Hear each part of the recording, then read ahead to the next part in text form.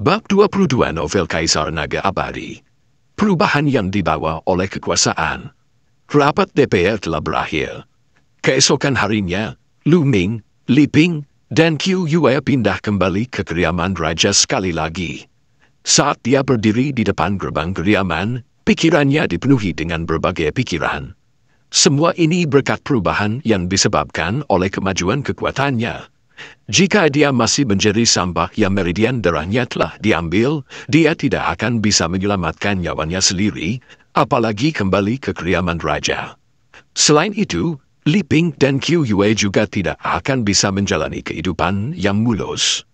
Namun, semuanya berubah karena kebangkitannya yang tiba-tiba. Dia tidak hanya sepenuhnya mengganggu rencana Lu Yunxiong dan Lu Yao, tapi dia juga merebut kembali kediaman raja. Li Ping juga dijamin mendapatkan kehidupan yang nyaman mulai sekarang. Sebagai keturunan dari garis keturunan utama keluarga Lu Ming dapat berhasil sebagai penguasa kapan pun dia mau selama dia menginginkannya. Namun, itu masih jauh dari cukup karena semua ini hanyalah permulaan. Lu Ming tahu bahwa ada tantangan lebih besar yang menantinya di sektor pedang mistik. Dia tidak bisa melambat sedetik pun.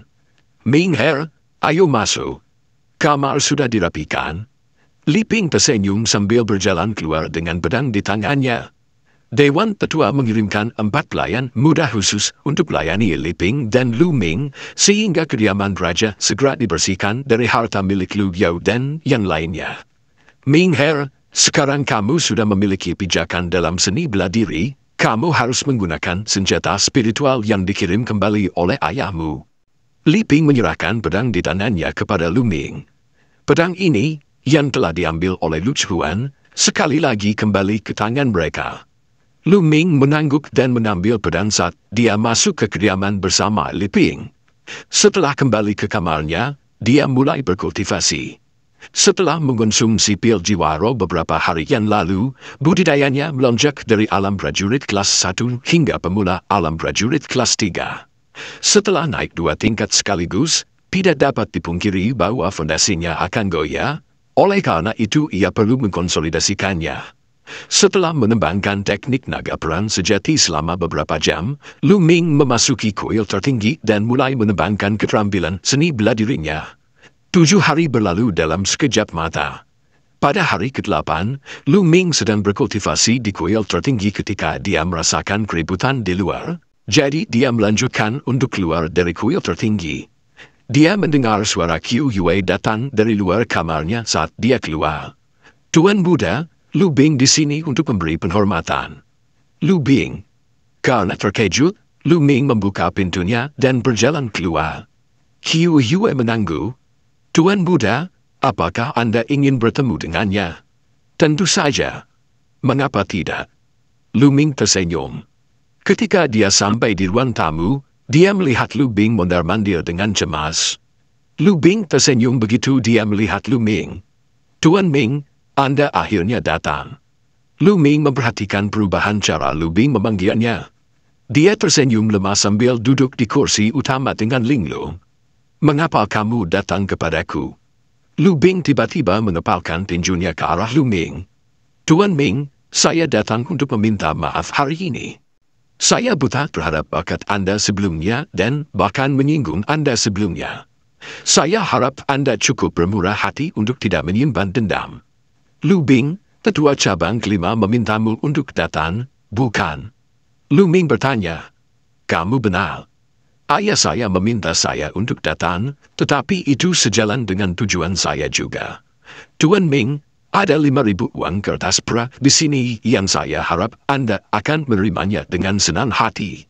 Lu Bing mengeluarkan setumpuk uang kertas perak dan menyerahkannya kepada Lu Ming.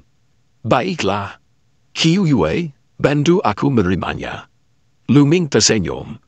Sejujurnya, dia tidak pernah memikirkan Lu Bing, tapi karena dia datang untuk meminta maaf dengan uang di tangan, mengapa dia tidak menerimanya? Qiu Yue naik untuk mengambil uang kertas perak, wajah kecilnya memerah karena kegembiraan.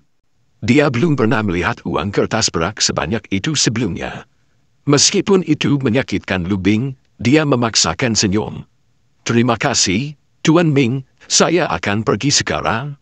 Tepat setelah Lu Bing pergi, pelayan lain berjalan untuk melaporkan, Tuan Muda, Tuan keluarga Li datang untuk memberi penghormatan. Penguasa keluarga Li, Lifu. Lu Ming menurutkan alisnya. Dia memiliki kesan buruk terhadap Lifu. Apakah kamu sudah memberitahu nonamu? Lu Ming bertanya. Ya, sudah, jawab pelayan itu. Saat itu, Li Ping berjalan mendekat dan berkata, Ming Her, karena pamanmu telah tiba, ayo kita temui dia. Lu Ming mengangguk dan memerintahkan pelayannya untuk membawa Lifu masuk. Haha, adik kecil, Ming Her, aku datang berkunjung. Lifu tertawa terbahak-bahak saat dia masuk. Wajahnya dipenuhi senyuman lebar sehingga siapapun yang tidak mengetahui situasinya akan berasumsi bahwa dia memiliki hubungan dekat dengan Lu Ming dan ibunya. Kakak, Li Ping menyapanya. Namun, senyuman seringin es terlihat di wajah Lu Ming saat dia duduk dengan Ling Lu. Tuan Li, mengapa Anda datang ke kediaman Lu hari ini? Itu tidak mungkin karena kamu ingin bertemu dengan sampah ini, kan? Betul. Betul. Lifu terbatuk-batuk saat wajah tuannya memerah. Dia terkekeh-kecut dan berkata, Ming Her, kamu jenius sekali. Bagaimana Anda bisa menjadi sampah? Jika ada yang mengatakan itu lain kali, saya pasti akan mematahkan kakinya. Ming Her, aku percaya pada rumor itu karena aku bingung karena usiaku yang sudah tua. Saya harap Anda tidak mengingatnya. Pada saat itu, Lu Ming menyadari bahwa ada orang lain yang datang untuk meminta maaf. Ledakan Lu Ming kali ini sungguh mengejutkan. Meskipun dia telah menyinggung keluarga tuanmu, dia juga mendapatkan bantuan dari Mulan dari Aula Elysir. Sulit untuk mengatakan seberapa sukses dia di masa depan. Selain itu, sudah dipastikan bahwa Lu Ming berada di urutan berikutnya sebagai tuan keluarga, jadi siapapun yang telah menyinggung perasaannya sebelumnya, seperti Lu Bing dan Lifu, akan mendapat masalah. Oleh karena itu, mereka semua maju untuk meminta maaf dan berdamai. Sekarang sudah jelas bahwa yang kuat menguasai yang lemah di dunia seni bela diri. Yakinlah, kakak. Saya pasti tidak akan mengingatnya, kata Li Ping dengan senyum gembira terpancar di wajahnya. Bagus sekali, adikku. Saya telah menyiapkan 10 pil kondensasi Qi sebagai tanda terima kasih. Mohon diterima. Lifu berkata sambil mengeluarkan botol Gio. Pil kondensasi Qi adalah pil tingkat kedua yang lebih rendah. 1 pil bernilai 2.000 tael perak, sedangkan 10 pil bernilai 20.000 tael perak. Tampaknya Lifu pergi ke bank untuk hal ini. Perlu dicatat bahwa 20.000 tael perak sama dengan pendapatan keluarga Li selama setengah tahun. Bahkan keluarga Lu, keluarga terbesar di kota Angin Api, memiliki pendapatan tahunan sekitar 200.000 tael perak. Terima kasih kalau begitu. Lu Ming dengan cepat menerimanya.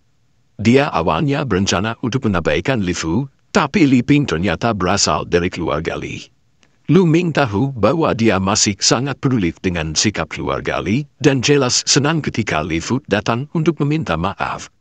Itu sebabnya Lu Ming harus berpura-pura demi Li Ping. Tidak ada salahnya menerima 10 pil kondensasi Qi. Li Fu akhirnya santai setelah melihat Lu Ming menerima pilnya. Meskipun dia sedih karena 20.000 tael perak, itu adalah sebuah investasi. Jika Lu Ming benar-benar berkuasa, keluarga Li tidak akan mengalami kesulitan. Jika dia tahu bahwa Lu Ming sangat berbakat, dia tidak akan menyinggung perasaannya dengan cara apapun. Setelah bercanda singkat, Li Fu mengucapkan selamat tinggal dan pergi. Qiu Yue, berapa banyak meridian yang telah kamu buka? Lu Ming dengan cepat bertanya pada Qiu Yue setelah Li Fu pergi. Li Ping juga menatapnya dengan ekspresi penasaran. Tuan Muda, Nyonya, saya baru saja membuka meridian ke-8 kemarin. Qiu Yue menjawab dengan riang. Apa? Lu Ming dan Li Ping sangat terkejut saat mereka menatapnya dengan tidak percaya. Beberapa meridian pertama relatif mudah, tetapi akan semakin sulit. Qiu Yue telah membuka 8 meridian setelah 10 hari atau lebih. Yang penting adalah dia berkultivasi dengan seni kondensasi Qi yang merupakan seni dasar. Dia belum mengkonsumsi 1 pil pun. Bakat seperti ini sangat menakjubkan.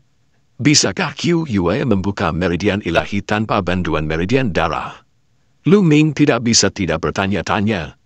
Ibu, Qiu, jangan beritahu siapapun tentang hal ini untuk saat ini. Lu Ming memberitahu Li Ping dan Qiu, yang keduanya mengangguk.